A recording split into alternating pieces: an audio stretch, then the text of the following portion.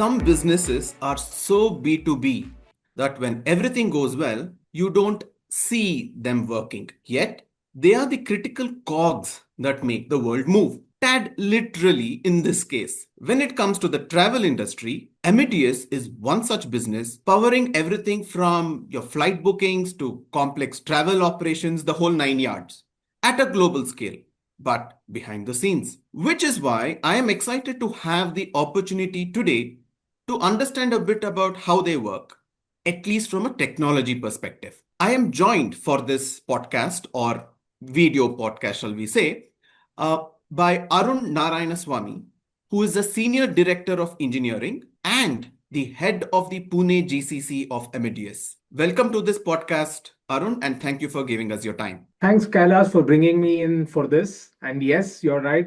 We are the backbone of travel. So happy to speak more about it. So let's get started right away. So coming from an industry that we've established now works behind the scenes, a bit away from the spotlights, what does it feel to be responsible for technology, the backbone of your business, running silently 24/7? And I'm guessing your uptimes are comparable to that of financial institutions. Do your colleagues sometimes feel like, you're the silent, unsung heroes? Are there moments of pressure? Or will you just brush it off and say it's just another day at work? Well, Kailash, responsibility is a privilege. And it's good because whatever we do, it enables somebody's travel or somebody's journey and it creates a memory for them, right? So we are always looking at it from a point of view of how it impacts or improves a customer journey, right? More from a technology standpoint, yes, you're right. We are the backbone of technology, travel tech rather. And be it hotels, airlines, cruises, we sort of power their technology systems, right? So that extending on it, we probably do about 100K transactions per second, which is probably more than few of the financial institutions. We also have payments as a part of our suite of products, which also enables transactions or payments for the travel industry, right? So yes, you're right. Powering an industry for travel is a big responsibility. I think we've been able to do it for years and do it well. So what's the most challenging aspect technology wise in your industry? Is it, you mentioned transaction volumes, uptimes, what goes to make that happen? The scale, complexity, is it the cost of tech, is it talent? What's your biggest challenge? I would say a combination of scale and complexity, largely because travel is not regional. I mean, yes, there is a regional travel, but when we run or power the industry, there is a complexity of running multiple geographies, multiple countries, and the scale. I think a lot of companies have scale issues in a region. We have scale issues across, I mean, I wouldn't call it issues, scale challenges across regions. And bridging all of those together, I think that makes it equally even more complex, or multiplication of that complexity, right? But having said that, more than the complexity, one of the most important aspects for us is security. I think the bottom line is securing customer data around all of it. Right. So now, as we begin to probe a bit, dig a little deeper, we have to start with the hottest buzzword or tech of the season, AI, as you can imagine. Would you call yourself an early adopter, experimenter, or you're just being cautious, wait and watch? How would you rate yourself if it's something you can talk about? I think it's a season where no podcast, no conversation happens without the topic of AI. So, Arun, guilty as charged. yes. So, what I would say is maybe stepping back a bit, Kailash, we are using AI for a very long period in the company, right? So, for example, let's say if we have to put dynamic pricing, disruption management, etc., AI has been our backbone for many years. It's just that it's not front-ending things like these. From a context, I would say we are measured experimenters, I would say. So, and sort of why I would say that is banking on the previous question, right? So we have to ensure that we are securing customers' data, which means we can't just be piloting something completely new where we don't know what the impact would be. But having said that, we do use AI in a lot of systems from a long time, and we continue to invest quite heavily in terms of the new age generative AIs, which is largely used in fare management, fraud detection, and not to mention managing disruptions. So, what is your rule of thumb to see whether whether an AI platform is production ready? Oh, well, one most important factor there is having the right governance. So if we have, I mean, we have a strong governance body which checks how things are being used from a technology standpoint, data management standpoint, etc.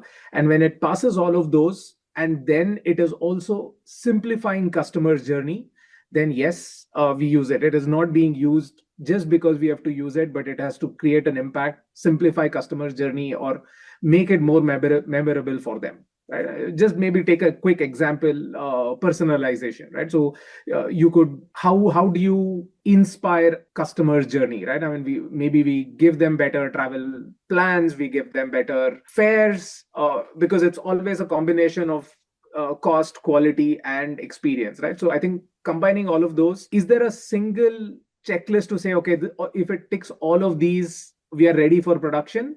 Maybe not, but there is a good list of it where we are largely looking at it from a security and maintainability standpoint. So, Arun, picking on the point you made about the technology has to make an impact along the customer journey, have you had to revisit how those metrics are calculated in the age of AI, or AI is still another tech and the same metric for customer impact, business impact holds? I would say, see, end of the day, because the customer is what, or the customer journey is what is most important for us. I wouldn't say a technology change is redefining some of those KPIs, but certainly it's improving some of those KPIs, right? So, for example, how quickly do we respond to customer requests? Maybe because of AI, we are able to respond faster. And again, customer need not be just the end customer. There's also a customer. We are a B2C to C in some ways, or B2B to C in some ways, right? Where our customers are large enterprises, airlines, hotels, etc., and they have customers to manage. So certainly some of the KPIs in terms of how quickly are we able to bring in a new change, are we able to deliver more features faster, etc., right? I mean, those parameters are improving, but I wouldn't say there are new parameters per se. AI certainly is helping or enabling some of those to be fast tracked. Now, let me extend the AI conversation, but now not specific to your industry or Amadeus. Let's say GCCs in particular, widening our scope. What is your take, or your personal take, and what you know from your peers on the whole agentic coding debate slash trend that's been in the news for right and perhaps some not so right reasons? How do you see agentic coding shaping up? Let's say in GCCs at large. See, again, more from a GCC viewpoint, a lot of transformation has happened over the last few years, largely due to shift of execution to value chain, right? So a lot of GCCs initially were transformations from services organization into a GCC, saying, okay, take over things from them, own the IP, etc., right?